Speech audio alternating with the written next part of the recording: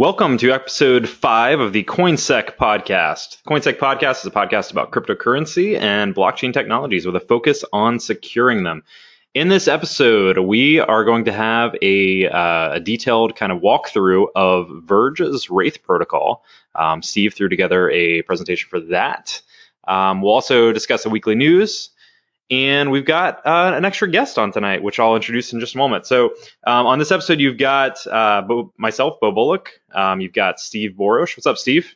Hey, glad to be back. Awesome. And Mike Felch as well. Hey, what's going on? We're missing Ralph today, sadly. Oh. Yeah, but we have somebody to fill this place for tonight, to fill that missing void in our hearts, missing out with Ralph. So our guest for tonight is Travis Lelle, who is actually a host of the Bitbull Podcast. What's up, Travis? Hey, what's going on, guys? How you doing, man? I'm doing pretty well. I'm excited to be on here. I've heard a lot about it, and I'm ready to fill the void for tonight. Awesome. Yeah.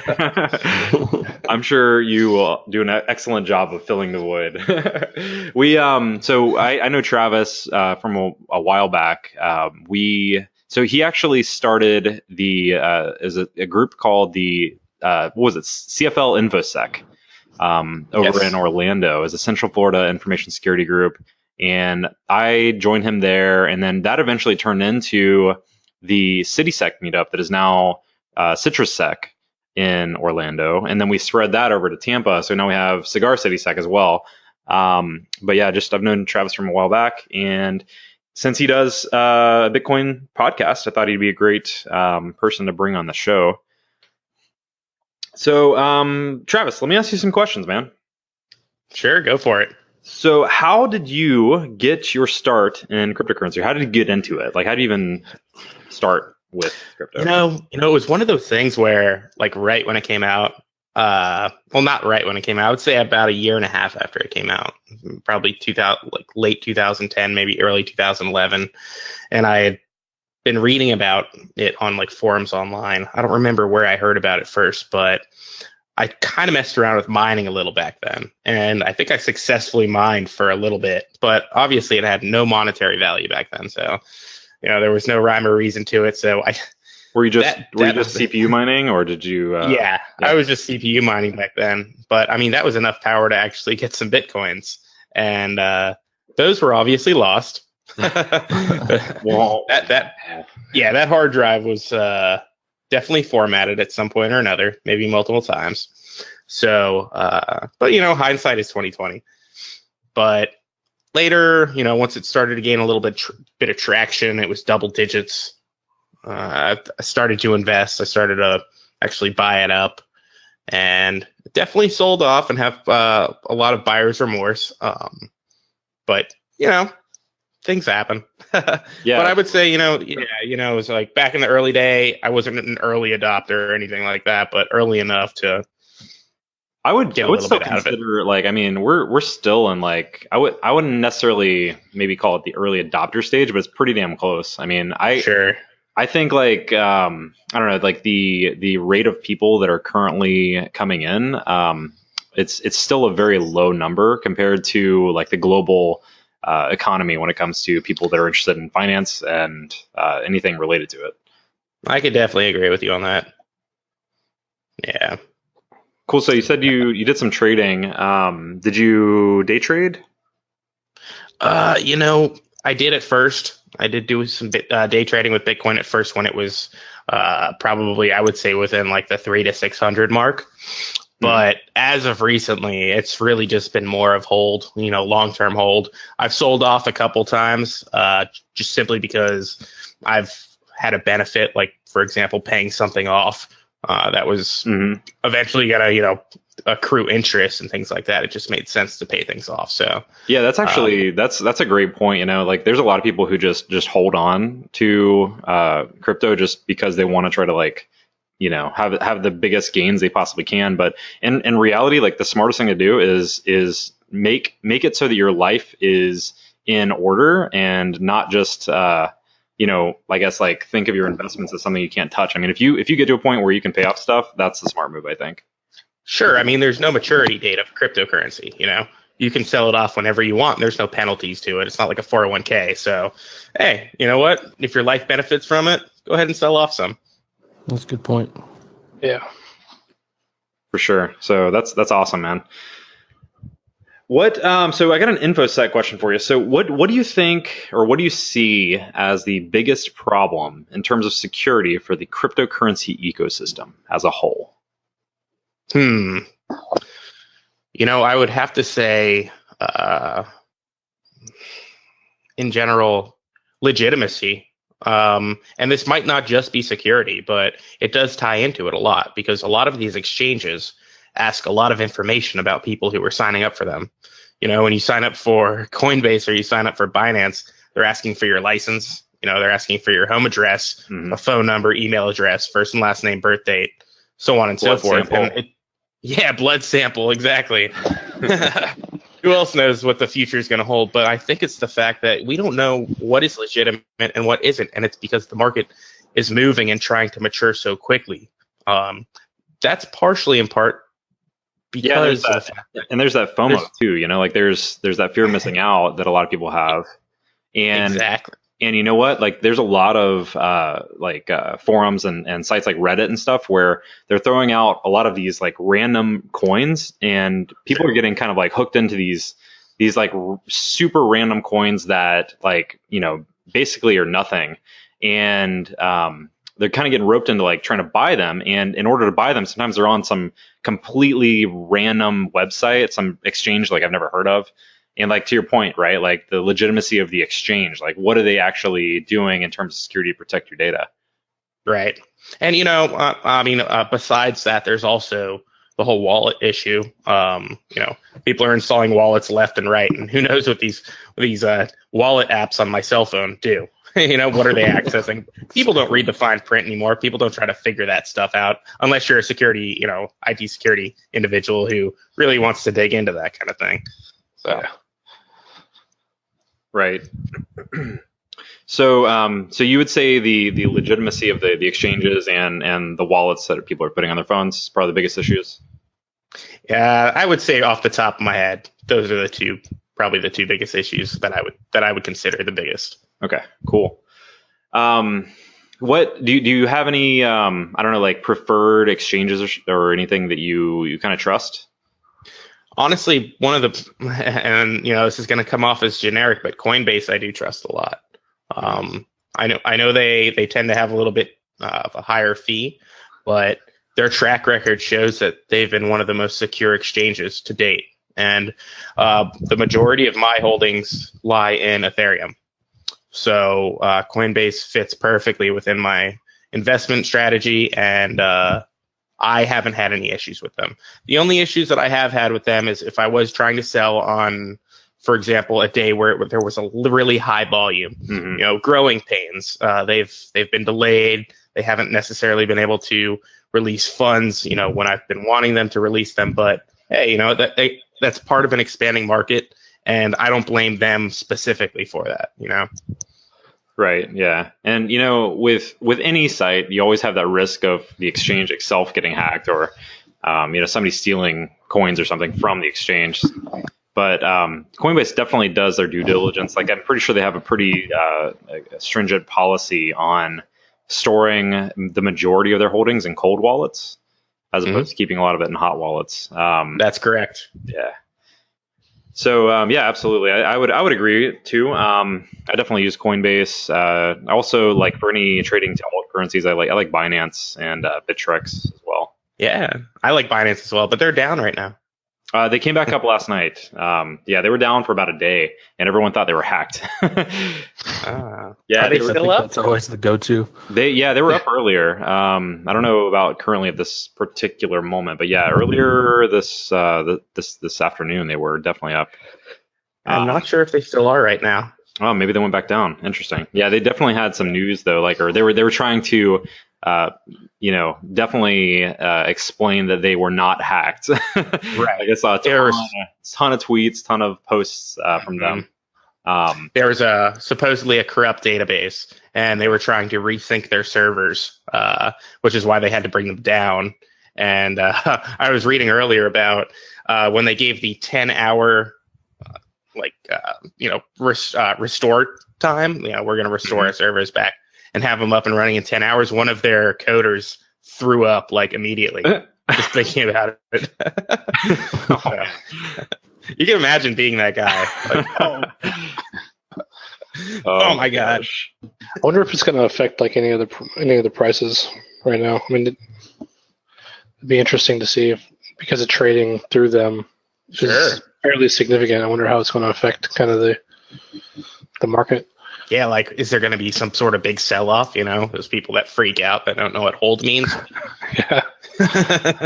Well, I mean, we will see. Yeah, I guess when it comes to their exchange, right? I mean, that would be something that would be I don't know, for that specific exchange, right? Like that one, I don't really see unless everyone just wanted to, I don't know, why would you liquidate to, I mean, actually with Binance, can you even exchange to USD or any specific currency? You can't.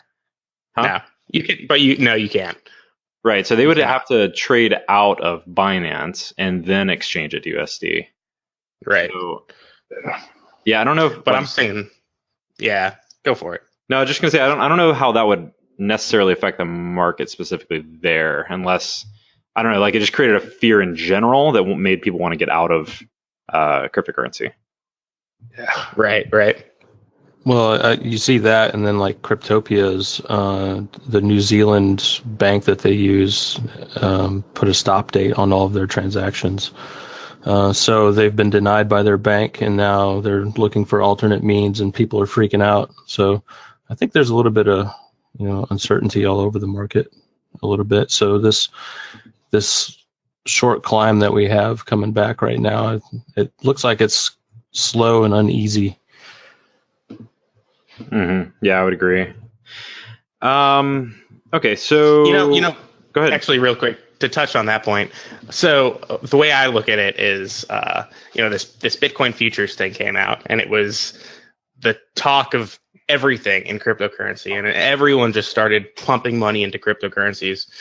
We have these other exchanges popping up like Binance. We have all these altcoins popping up, and it was destined to drop because they're not like the people who were trading cryptos and mining cryptos before this era, because we were all set on, all right, let's just see what the market does. We were used to things dropping thousands of dollars. And then all of this started to happen. The Bitcoin futures, it grew up to 20. And that was just, in my opinion, that was one of the biggest resistance points that Bitcoin would ever have seen. And once it was in the mid-teens, I called it. I was like, this is definitely going to drop below 6,500 before it goes up again. This is definitely going to happen. So it went up a little bit and just continued to fall. And I don't know if I remember my point here, but I think we were down to see what's happening in the market right now. It had to correct, and it had to correct in a really, really big way. And now you have these people who are fairly new investors. They've really only been investing in Bitcoin and the other altcoins for months now. And then, of course, they just saw one of the biggest drops that we've ever seen in crypto history. And they're definitely going to be unsure. Whereas you have the old-time traders and the old-time investors who are like, this happens. Yeah, absolutely. Right. No, I agree with that. Yeah. So, yeah, I mean, now I'm finished. Yeah, no, I mean, the thing is every January it dips. There's some something that happens around December every year where crypto jumps crazily, and then January dips. So I mean, yeah, I definitely agree with you on the futures thing. That was a big part of it. And then the big thing on this particular week, this last week, was the stock market kind of crashed along with it as well. You saw the Dow go down. I think it was 1,100 points. Actually, at one point, I think it was 1,600 points. Yeah, 2 days in a row. It was really bad. The biggest drop in, I think, the history, right? Or at least the last couple of years. I believe the biggest point drop in the last. Well, that makes me kind of wonder then.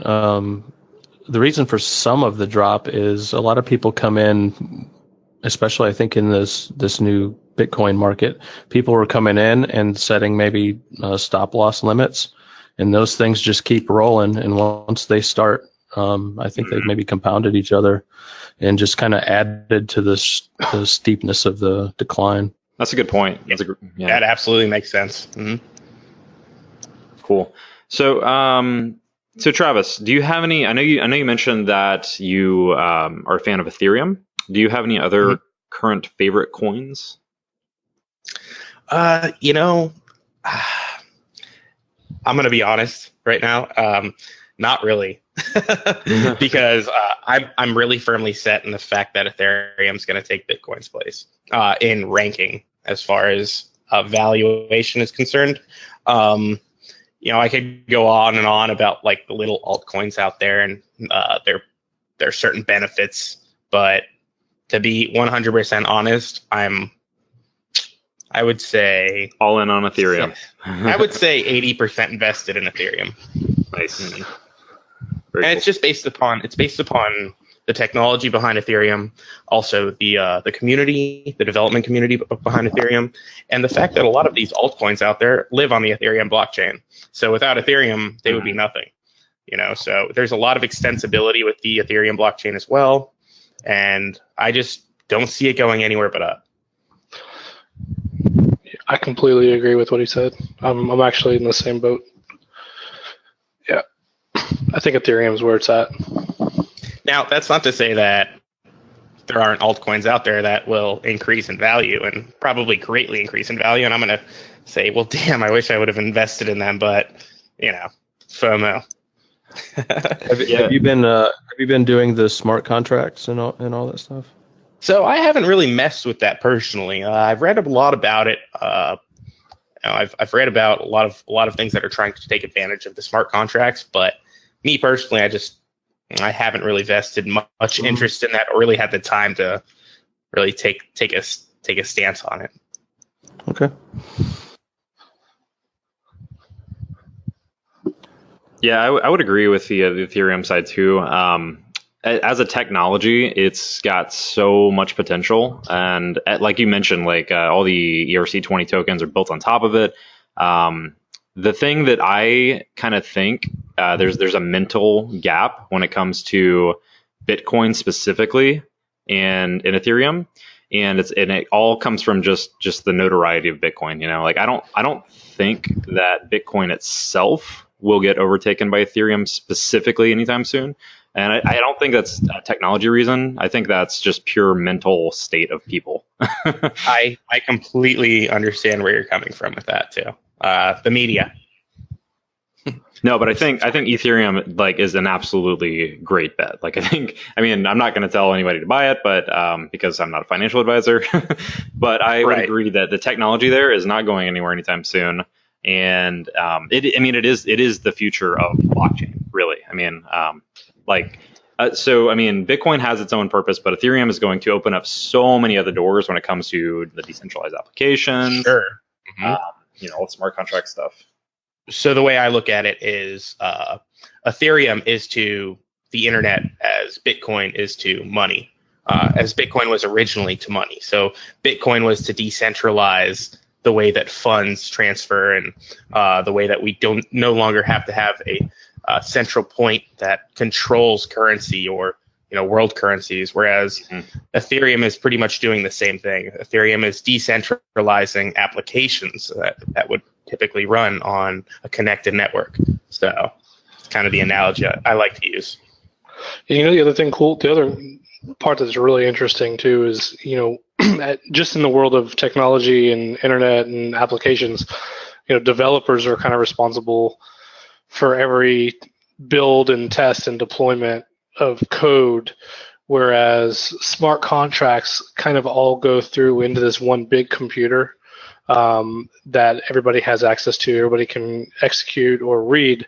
But the process of deploying smart contracts kind of does somewhat centralize the deployment process in a way that gives us the ability to write more secure code, or at least audit and pen test and vulnerability scan smart contracts during the deployment process, whereas it's left up to the developer in traditional sense. So just from the opportunity for security, despite how open it is, because you could actually read everything, gives it a +1 in my book, because if you get a decent build environment set up and testing and using a good security framework, and then with all of the new updates that are coming with Ethereum and the EVM, it gives it the ability to kind of process these, and they're already starting to do it. Whenever you're deploying it, you can verify your DApp now, and it'll kind of give a little bit of an insight into the security risks that are associated with it. But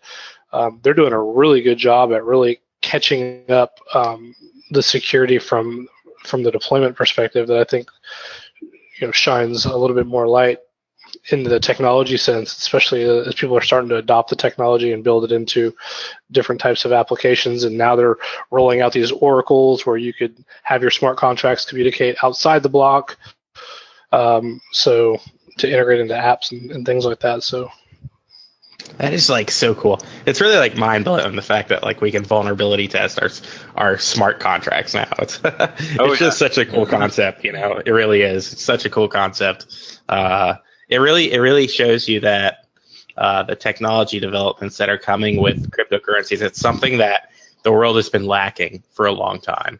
And with all of the developments that have been occurring, and the fact that we can make something airtight, and vulnerability test this piece of technology that is really meant for our well-being, is freaking amazing to me.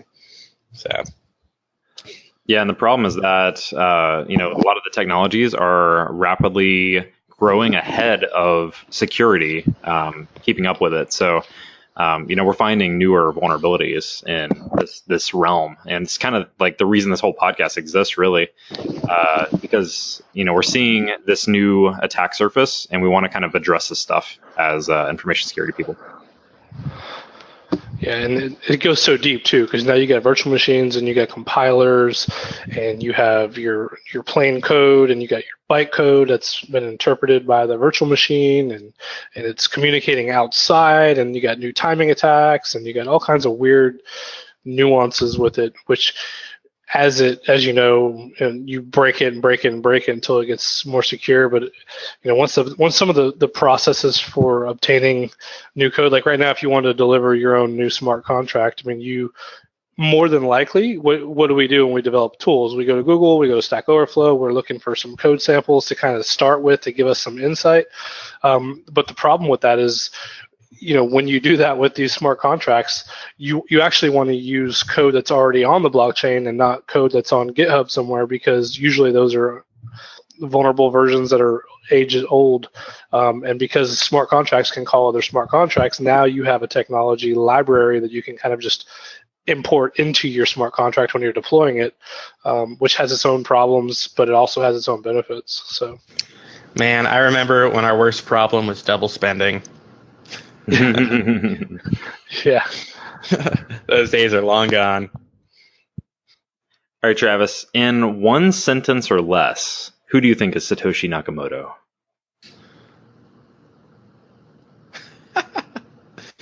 Satoshi Nakamoto is a team of people, not just one person. Perfect. And last question I got for you is, where can listeners find out more about the Bitbull Podcast? So the Bitbull Podcast, you can go to www.thebitbull.com, or you can go on Google Podcasts, iTunes. There's a couple other third-party podcast systems that I've made my podcast subscribable through as well. I don't remember them off the top of my head, though. But if you go on Google Podcasts or iTunes, you can find the Bitbull Cryptocurrency Podcast. Awesome. Cool. So let's kind of move on to we talked a little bit about the, what's been happening with the price a little bit, but I'll go ahead and throw out the numbers for this week. So today is February 9th, 2018, and the overall market cap is currently sitting at $419 billion, which was very scary. What was it, 3 days ago? It was down, I think, 300. Mm-hmm. So that was pretty brutal. Yeah. It's been a rough week. Yeah, it was definitely has. Definitely. Yeah. And then, Bitcoin is currently sitting at right around $8,500, 85.83, which I think we saw that drop below, was it 6,500 a couple days ago? Yes, we saw it close in close to $6,000. Oh man, that's kind of terrifying. I'm sure there's plenty of lost souls who had weekends and sold at the very bottom of the dip. May they rest in peace. And Ethereum currently at 866, and Ripple is at 91 cents. So again, sorry CNBC for it. If you listened to CNBC when they told you to buy Ripple at $3. Yeah, that was funny. Then it was like a whoop, sell. Yep. That's why you don't listen to CNBC about cryptos. Yeah, that's right. Listen to the Bitbull Podcast or the CoinSec Podcast. It almost makes me wonder, CNBC has their financial advisors and people who probably, get their pockets stuffed by someone in the financial industry. What if that was all just kind of like a tip off? Like, oh, tell them to invest in Ripple at $3 and then it's going to crash. Hey, you never know. Oh, man. Conspiracy theories galore. I can go on and on about this, but I defer. So, the biggest thing. Go ahead. Oh, I'm sorry. We had the SEC meeting this week too, which affected actually helped contribute to the bounce back up after the drop, because the meeting went apparently so well. Yeah, I saw that.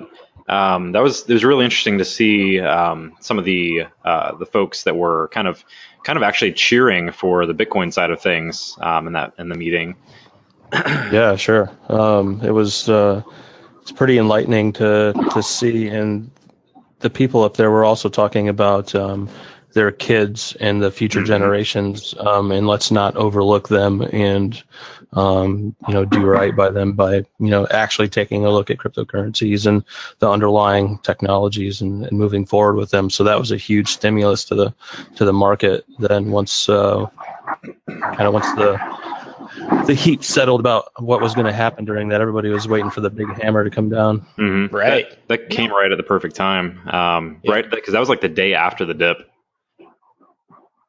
Exactly. It really does impress me how the United States has been handling cryptocurrencies as a whole compared to other countries. We've seen most of the regulations and banning happen from, countries that, like, China, Korea. They want to manipulate the market. They want to value their own currency. So, yeah, right. I think cryptocurrency is kind of a undermining thing to their national currency. I don't know how our government sees it so much, but I think that meeting they're actually opportunistic about it. So, right, yeah, it's pretty impressive in my opinion. For sure. So. I guess we'll see where it goes from here. I'm kind of estimating that we'll see a pretty sideways chart for a while, just based off of history. I don't really see any more like giant dips like we saw last week or this previous week, and then I don't know. I mean, maybe a slow climb, but I think for the most part it's going to take a little break for a little bit, which actually will probably be healthy. Yeah, I would say sideways, small ups and downs for the first quarter this year. Going into the second quarter, I think we'll see Ethereum hit the $2,000 mark, and then possibly continue to climb for the rest of the year until we hit that January point.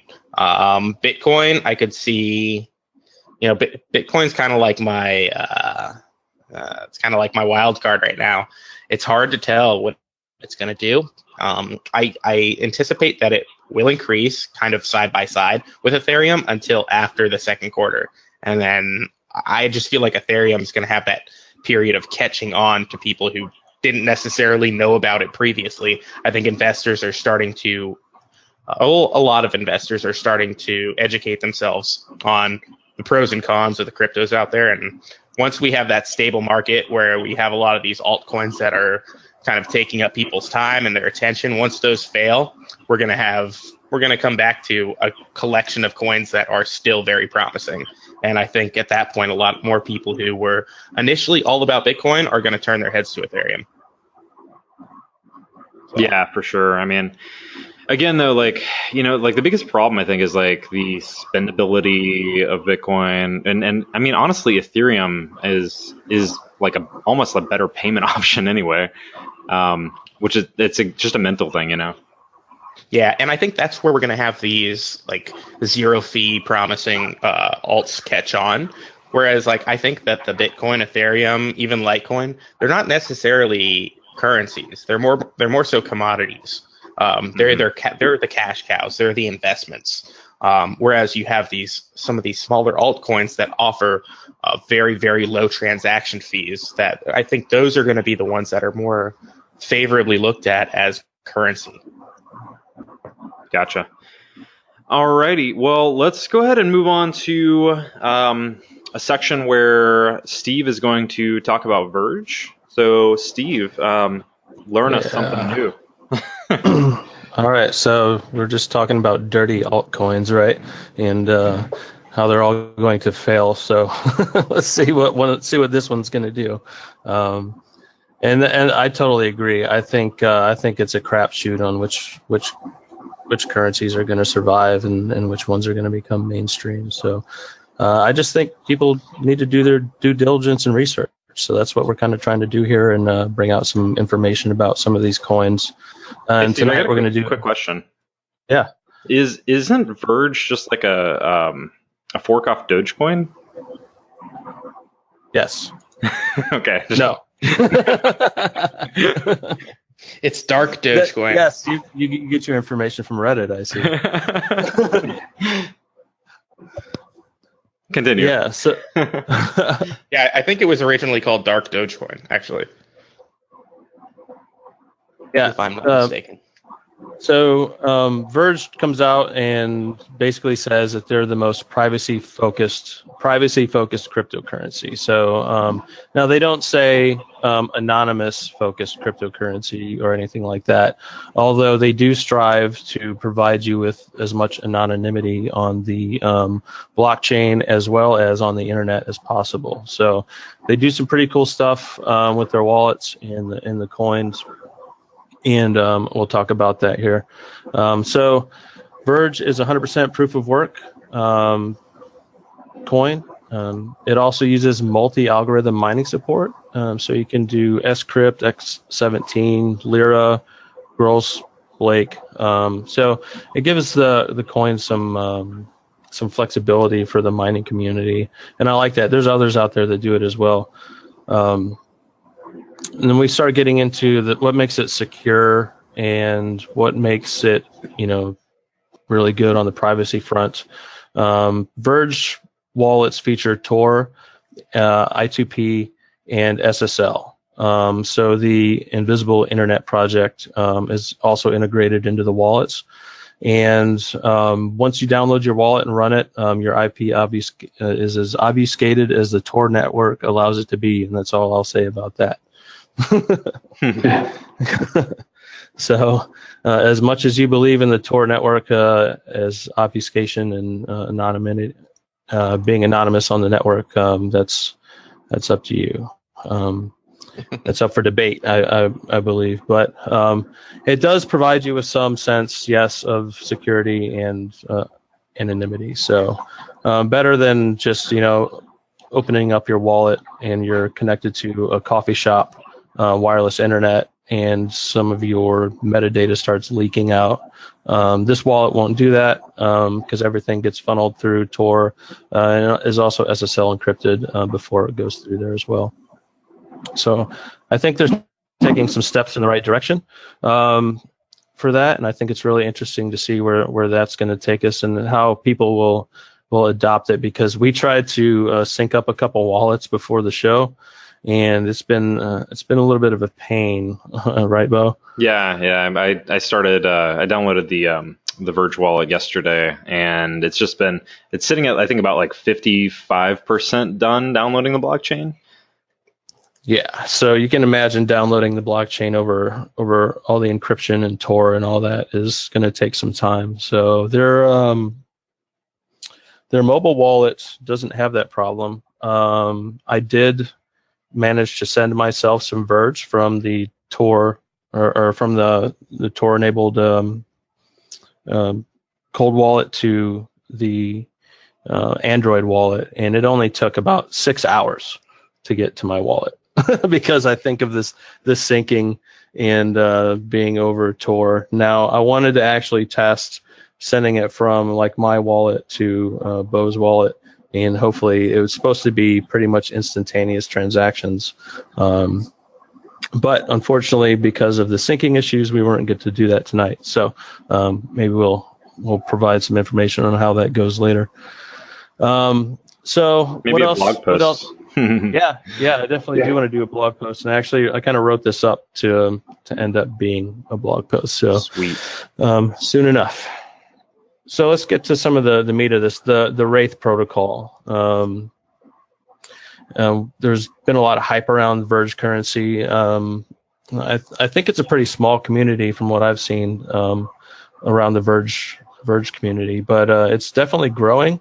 And I think with regulatory pressures, the Verge currency might be one of the ones that actually shines because of, especially in countries that are getting cracked down on as far as privacy and internet connectivity and stuff like that. So the Wraith Protocol is a technology that allows the user to choose between a public and a private ledger on the same blockchain.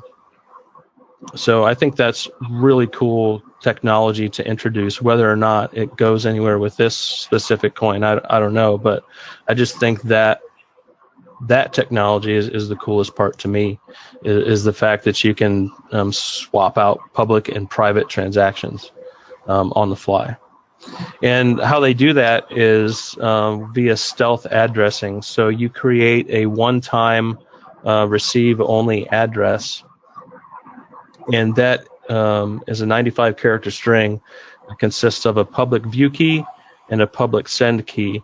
And that goes out on the blockchain, and then only the people that know that address know where the money came to and went from. So pretty interesting. And the way it does the stealth addressing works, it uses key agreements. So inside ECDH or the Diffie-Hellman key agreement scheme that they use inside here, the elliptical curve Diffie-Hellman ECDH. So that allows basically anonymous key exchange between the two public and private blockchains. So pretty interesting how much effort they've put into this coin to make things private. And I don't know how anonymous we would go. I mean, we haven't seen anybody be tracked down through this specific pay method yet. And I'm not sure how it would be. I mean, from what I looked at, and I was sniffing the traffic and stuff, I think it looks pretty secure to me. And the fact that, unless, you're always opening your wallet from the same IP address and somebody tracks you down through Tor, which is entirely possible, I believe. It's a step in the right direction for anonymity and being just careful about leaking your data out there and securing your stuff. So Steve, I think it's pretty cool. Quick question. So with the different like privacy versus public wallets, does that mean there's a separate blockchain? No, it's all on the same blockchain, but it uses those key agreements to swap between the two. Interesting. Yeah. So the key takeaways from this whole bit basically is that your stealth address is publicly unlinkable to the original public address. It is also publicly unlinkable to any other one-time address.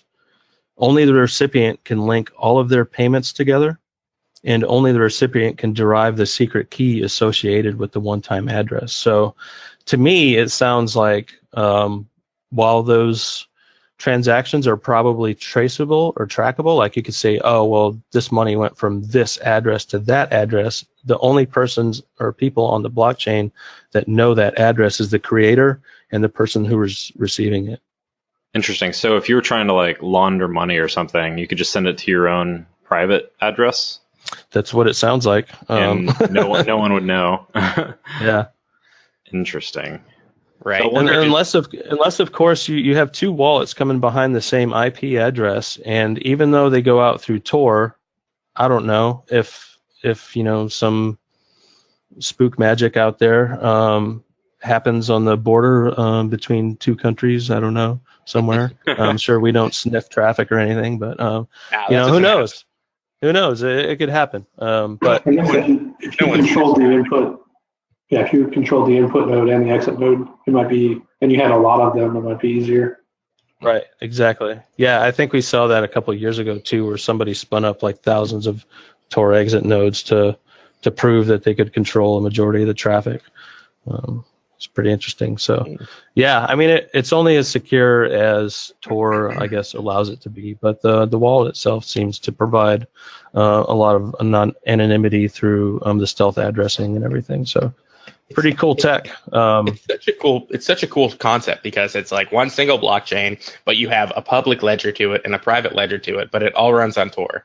It's pretty cool that the fact that like you can basically turn on or off the Wraith Protocol and use whichever part, I guess, not even part of the blockchain, but whether or not you want to be on the public ledger or the private ledger, that's kind of up to you. It's really cool. Sure. Yeah, definitely, and that's kind of what I like about it as well. They also have a feature coming out for atomic swaps. I don't know if you guys have heard about those before, but it's cross-chain trading. So interoperability between Verge and other cryptocurrencies that accept atomic swaps. So you can literally swap between currencies. That is super cool. Yeah.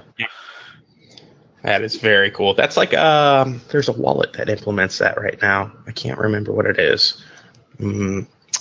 Sorry, guys. So does that take into effect like exchange rates or anything, or is it just like a one-to-one swap? I have zero idea on that. I believe it's just a one-to-one swap. Yeah, so it's literally, I mean, you have Ethereum, you want to switch it to Ripple. It's like boom, the exchange can do it like on the fly. So wait, so like one Ethereum gets you one Ripple? Oh, no, not like that. No, I mean, like, if you want to exchange your Ethereum for Ripple. Right, but I mean, how much Ripple would you get, though, is what I'm wondering. Oh, no, I think... Is it like an exchange rate from some site? Is somebody controlling how much you get? It sounds like an exchange, right? I mean, it's got to have some sort of amount, I would imagine. Well, I mean, their example is user A sends Verge on the Verge blockchain, and user B sends ETH on the Ethereum blockchain. The recipient can only claim this transaction by revealing a secret hash. This results in both transactions being linked to one another, despite taking place across two different blockchains. Oh, it's a trade. It sounds like a trade. Yeah, it's a trade. Oh, okay, gotcha. So yeah, they must have some sort of agreement mechanism built in on what is the transfer rate or what is the exchange rate. Right. Mm-hmm. But it's like an atomic swap, so that it's not like you have to sell one and then sell it for a specific rate. It's like an instant swap for the two. It's like So I think that's the allure of it, is that if you want to instantly turn your Ethereum into Ripple, boom, like you can do it on the spot, kind of thing. That's cool. Hey, Steve. So what would be some differences between what Verge is doing and what other privacy coins like Monero or maybe like Zcash are doing? Well, I think the two standouts are the Tor over SSL and the stealth addressing. The fact that you can swap blockchains, I think that's really mainly what sets it apart from the others. It'll be interesting to see. I think, I mean, it's sad, but I think the malicious user base will pick it up before the mainstream use case does, probably. So are we going to start seeing like CoinHive kind of malware mining Verge? That's the thing. I don't know how well. I don't think you could mine it too well off of CPUs. So, okay.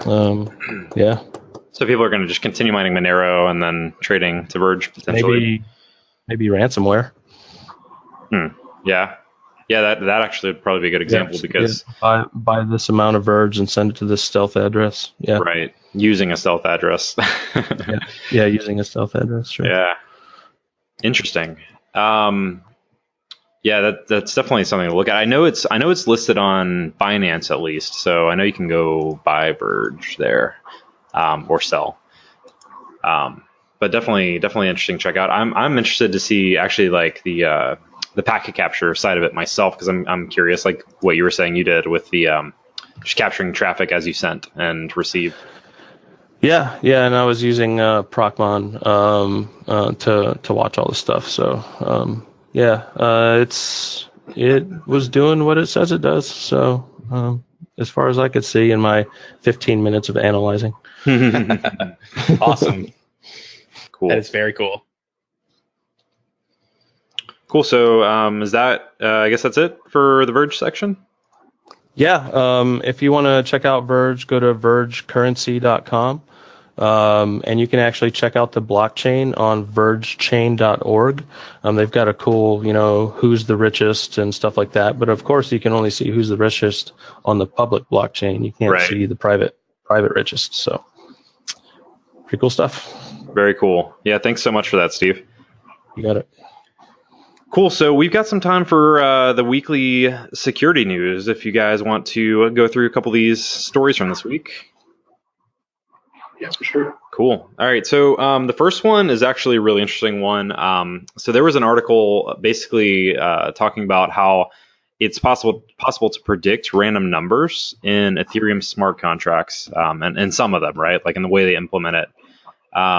So the research that was done, they analyzed 3,649 smart contracts and then imported those contracts into Elasticsearch. They used Kibana to do searches and filtering, and then they found 72 unique pseudo-random number generator implementations. Based on manual assessment of each contract, 43 of them were identified as vulnerable. And some of the vulnerabilities were, I guess they combine them into 4 categories, right? So the 4 categories are this. They had PRNGs using block variables as a source of entropy, PRNGs based on a block hash of some past block, PRNGs based on a block hash of a past block combined with a seed deemed private, and then the last one is PRNGs prone to front running. So I know Mike took a look at this at least. What are your thoughts on this, Mike? I think it's pretty crazy that a lot of the user supplied input to these smart contracts, or controllable input, so to speak, is being used to derive random number generation.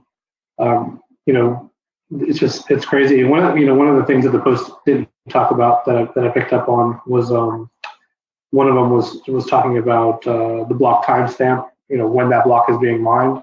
Mm-hmm. But from a miner perspective, you actually have control over that block timestamp. I mean, you can't do it by too much, but you could manipulate when that block timestamp was actually mined, which gives you user supplied input back into this number generation again. And then a lot of them too, I think they kind of spoke about more how they were using like block hash incorrectly. Mm-hmm.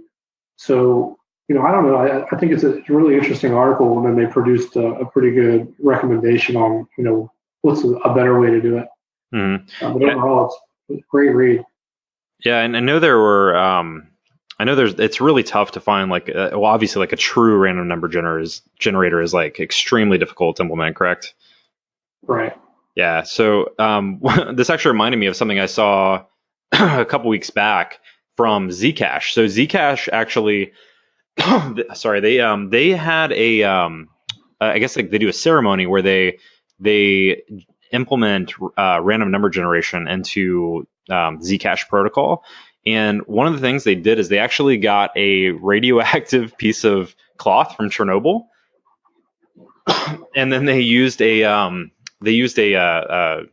meter to read, like, I guess, random data from from the readings, from like the radiation.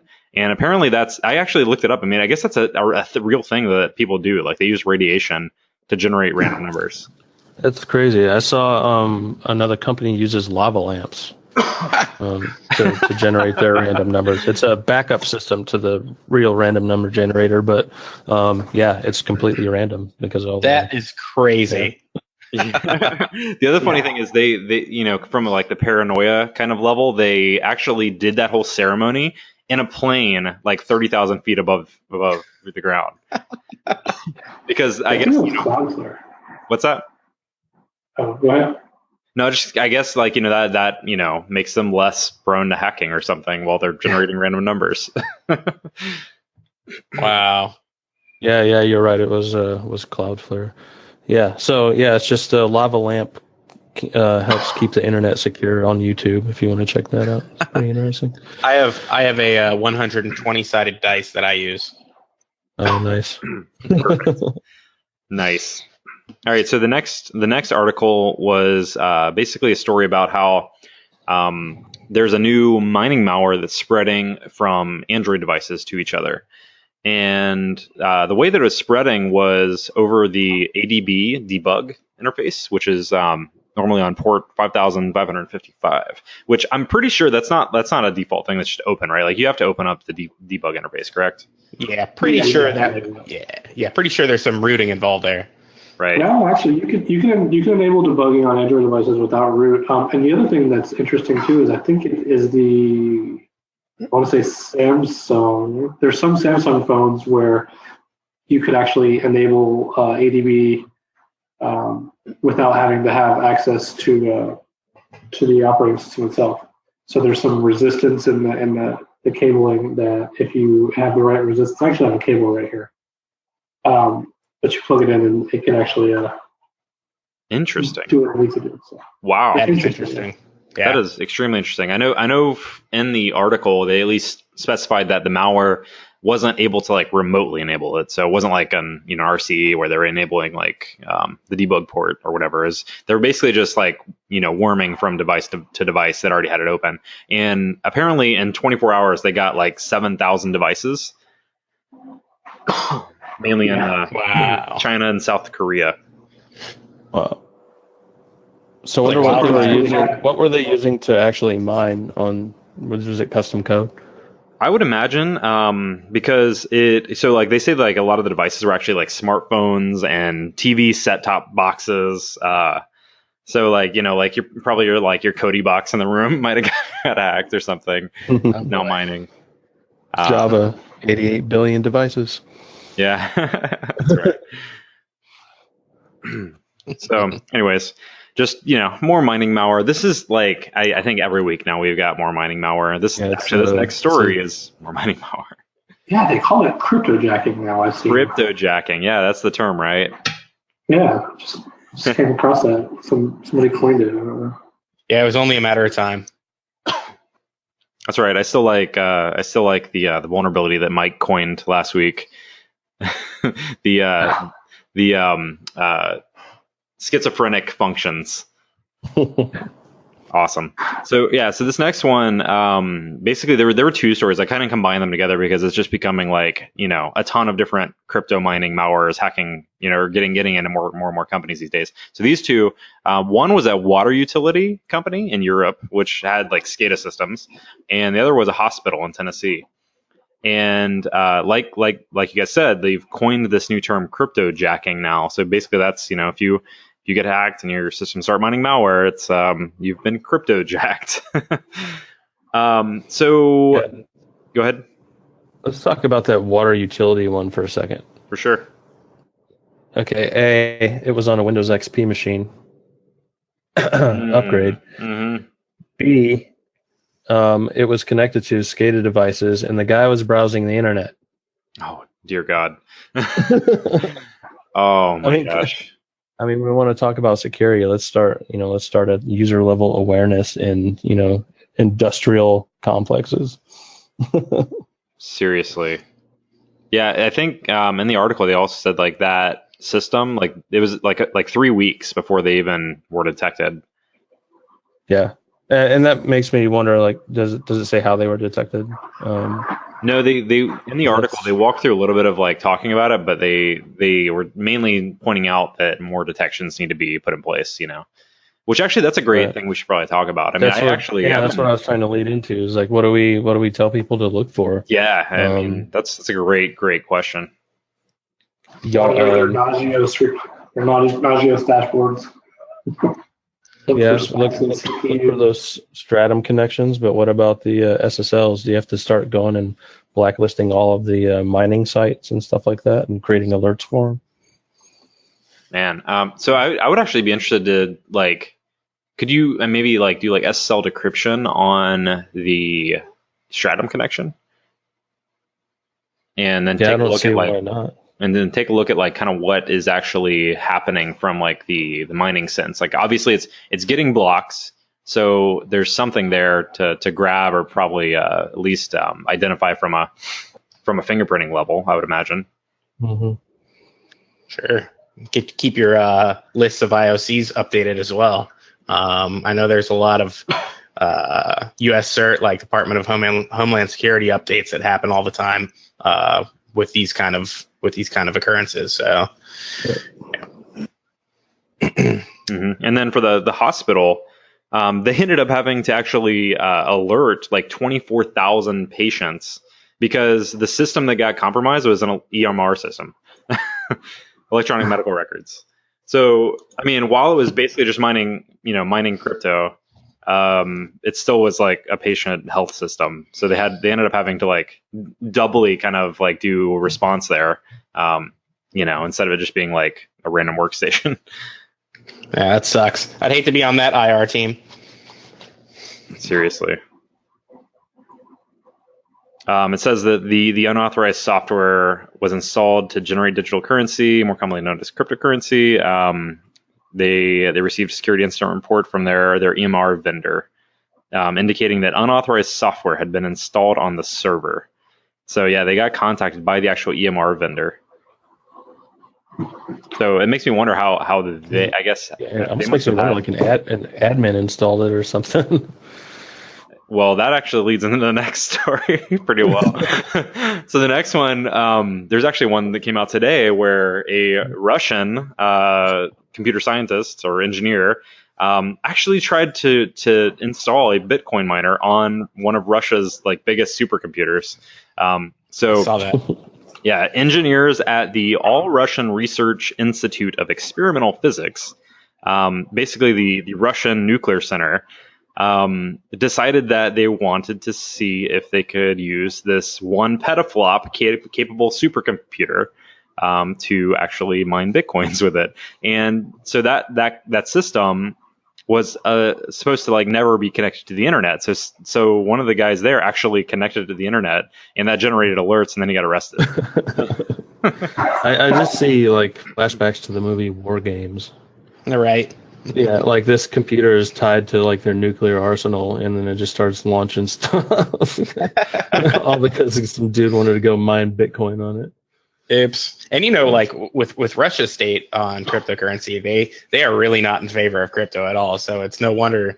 I mean, this guy really added insult to injury by doing something illegal and have it be cryptocurrency related. I have to say, though, sitting in front of that machine and knowing about Bitcoin would be very tempting just to see how quickly you can mine something really quick. Even though, you know what I'm saying? Just one of those. Yeah. Definitely. Yeah, how many hashes per second was that guy getting?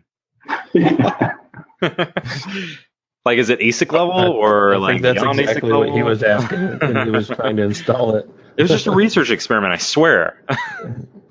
We got to get an interview with him.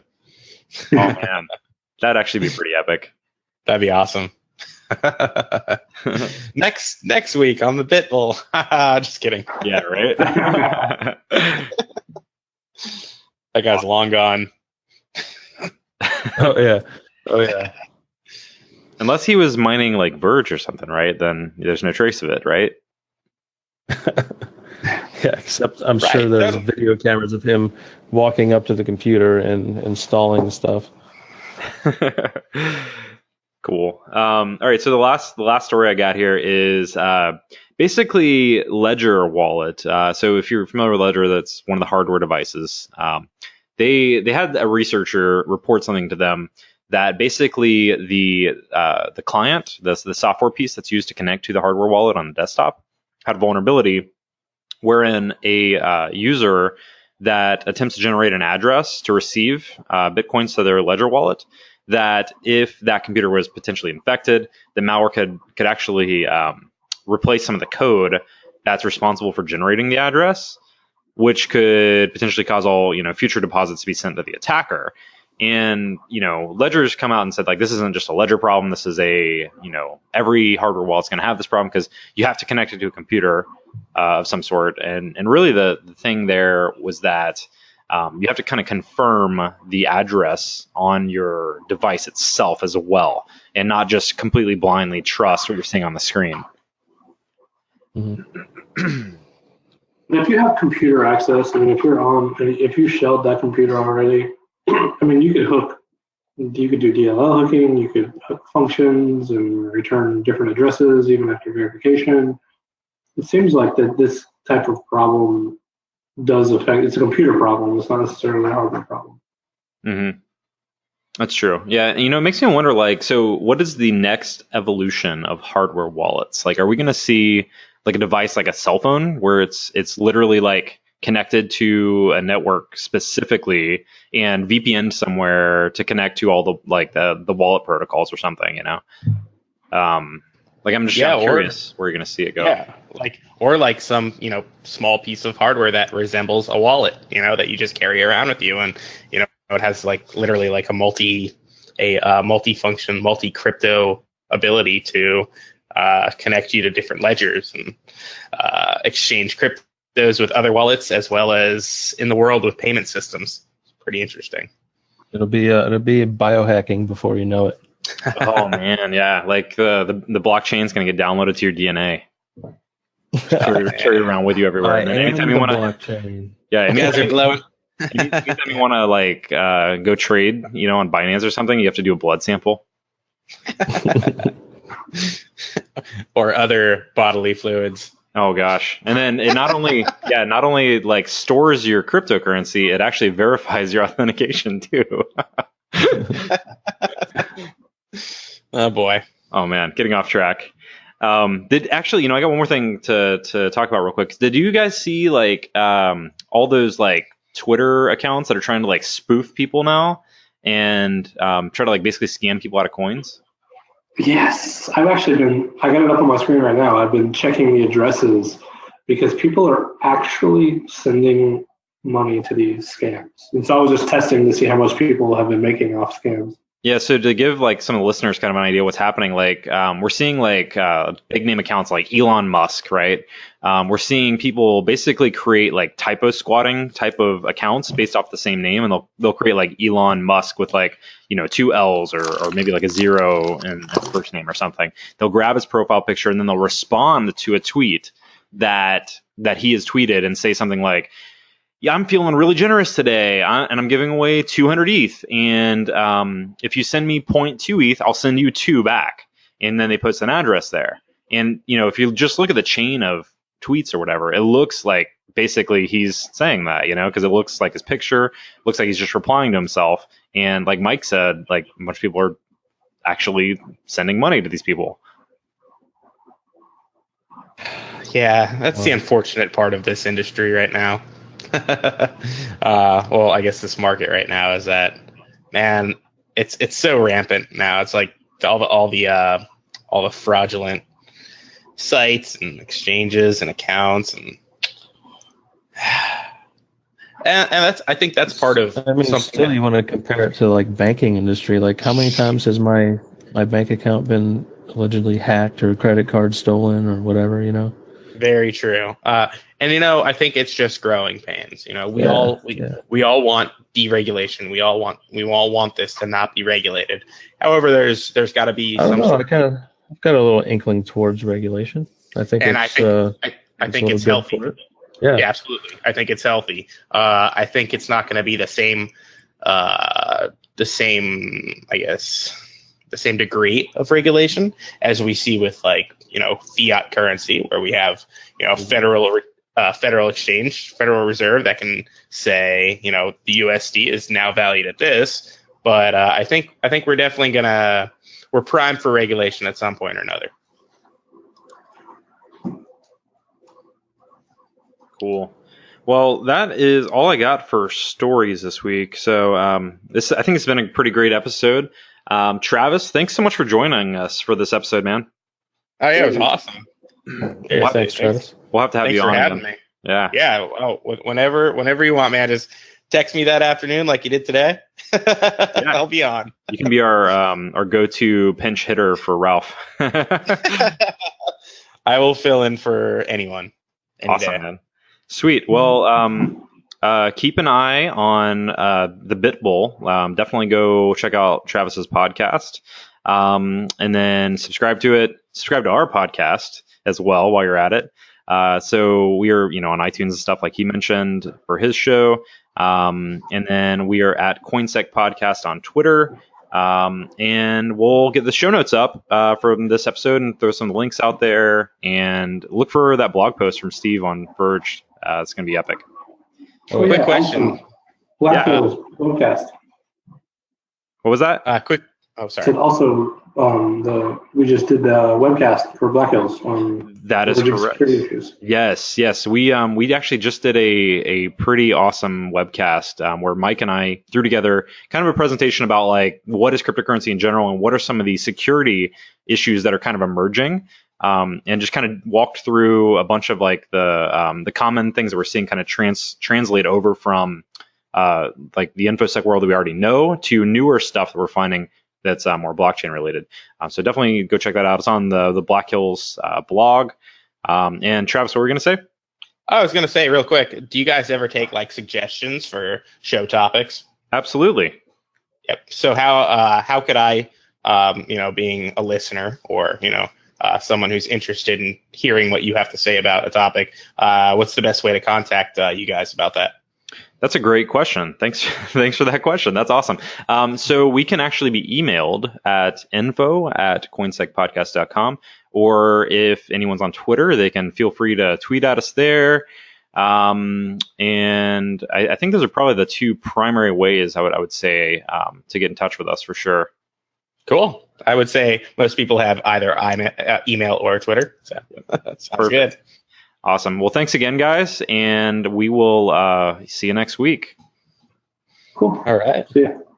Bye, everyone. Great.